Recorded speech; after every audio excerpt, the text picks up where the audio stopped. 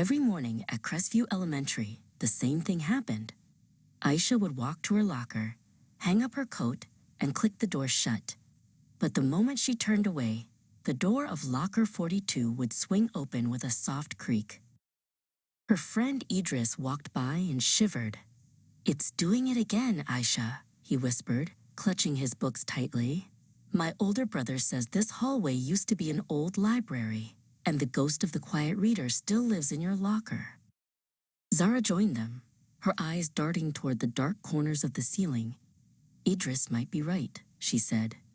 "I heard that if you leave a book out of place, the ghost gets grumpy and opens doors to look for it. You should leave a peace offering of a bookmark."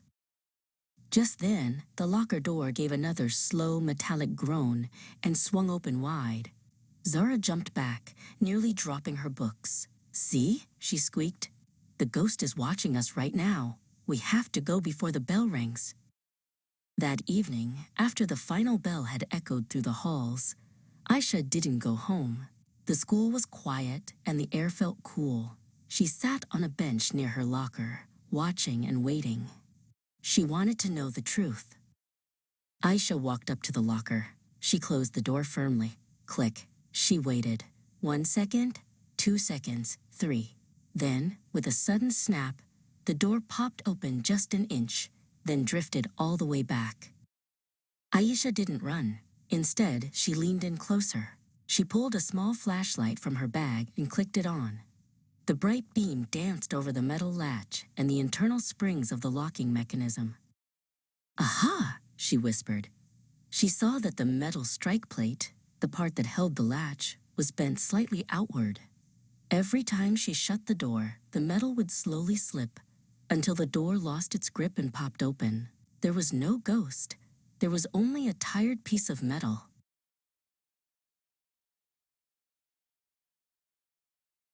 Aisha took a heavy ruler from her backpack and used it to carefully press the metal plate back into its proper shape. She pushed until it was perfectly straight.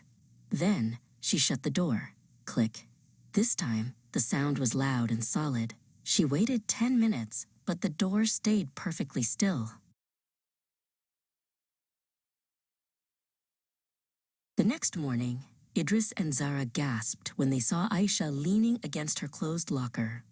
"Is it fixed?" Idris asked. Aisha nodded with a smile. "No ghosts, just a broken latch," she said. "Sometimes the scariest mysteries have the simplest answers."